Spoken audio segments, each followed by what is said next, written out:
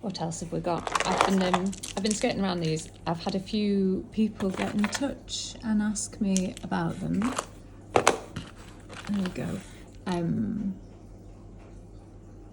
They're not what you think they are, is the short answer.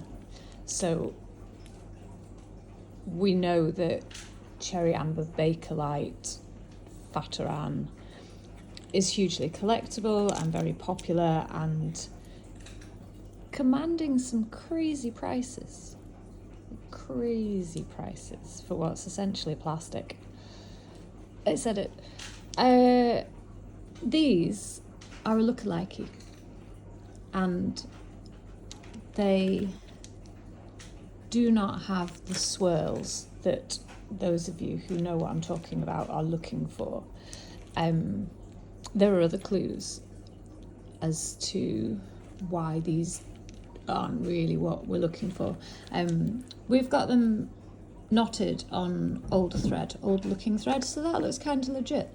But this big old antique brass, like it's literally antique brass, it's been made to look old, but it is not. And those are some of the giveaways.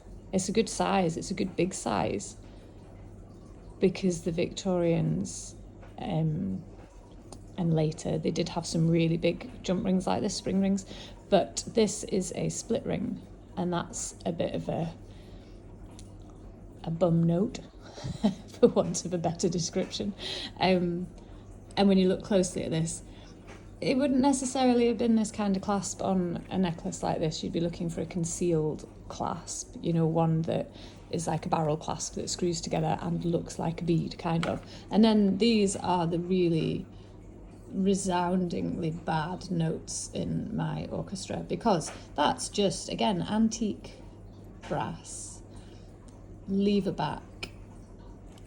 It's a relatively modern, it's just modern, and again, that maybe just comes from my experience that I've handled so much stuff that as soon as I pick it up and look at it, I'm like, nope.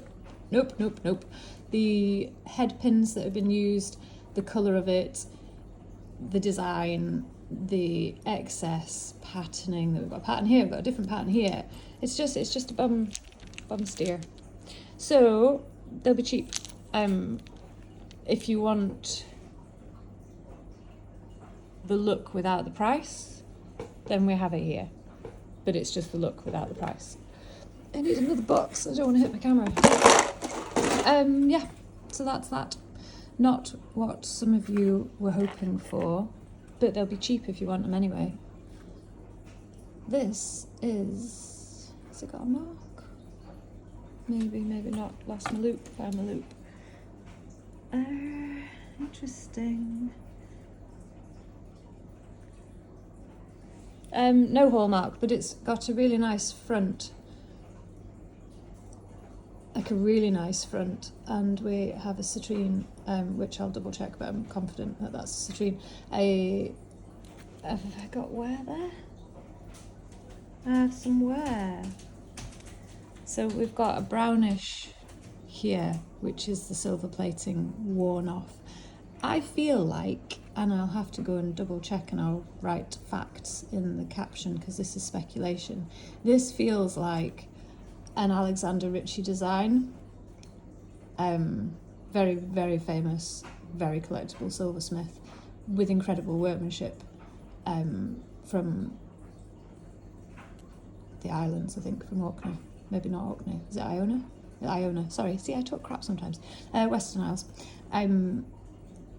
This feels like it might be one of his designs, but this is a silver plated copy, and we've got a rollover clasp. We don't have any hallmarks.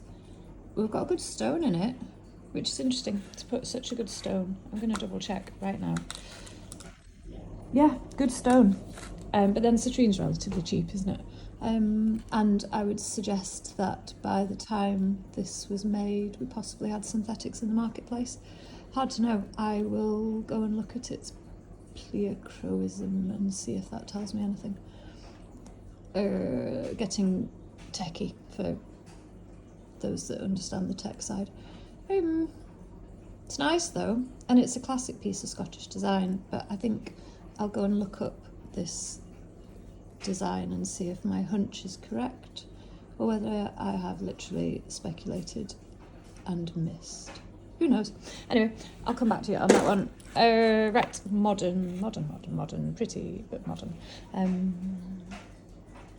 Looks like little diamonds on the shoulders and possibly a topaz, and it is set in 9-carat gold, so a pretty modern ring, which next to blimey.